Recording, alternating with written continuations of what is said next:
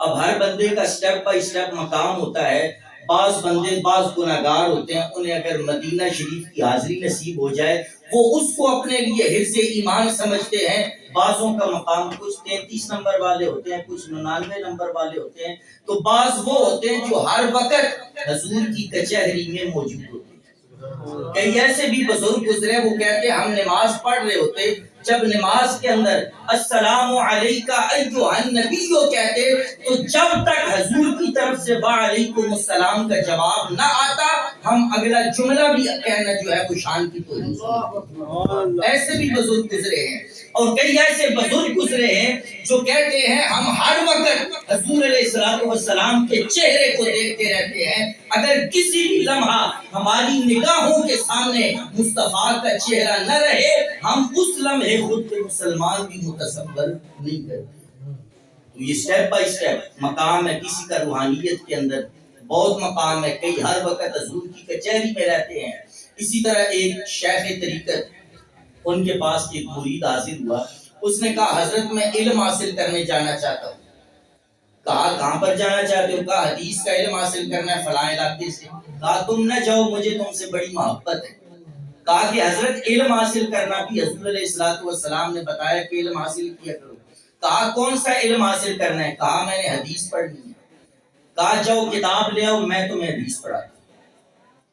اب وہ شاگرد جو مرید تھا وہ بڑا حیران ہوا کہ استادوں نے نہ کسی مدرسے کا منہ دیکھا ہے نہ کسی استاد کے پاس گئے، ان کو کہے گا حدیث کا علم جو ہے وہ آئے گا. تو جب وہ کتاب لے کر آئے تو اب حدیث کے دو حصے ہوتے ہیں، ایک ہوتا ہے سند، ایک ہوتا ہے متن.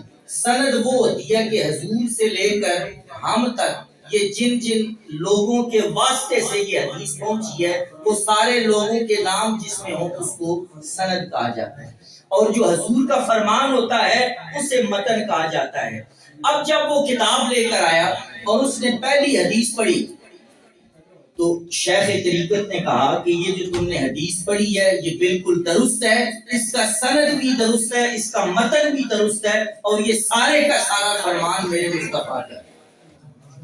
جب دوسری حدیث پڑھی ابتدا میں کہا کہ یہ اللہ کے رسول کی ہے لیکن کچھ حصہ اس میں ملاوٹ شدہ ہے.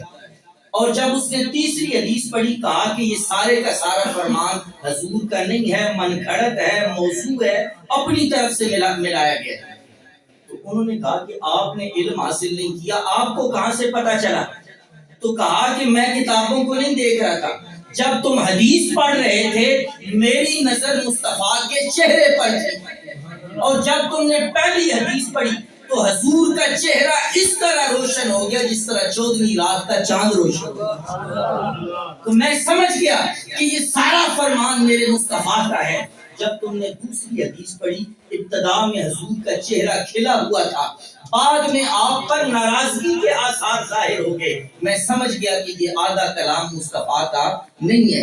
اور جب تم نے تیسری حدیث پڑھی تو یہ ساری موضوع تھی کیونکہ حضور علیہ السلام کا چہرہ جلال سے سرخ ہو گیا تھا. تو بتانے کا مقصد یہ ہے کہ بعض اللہ کے بندے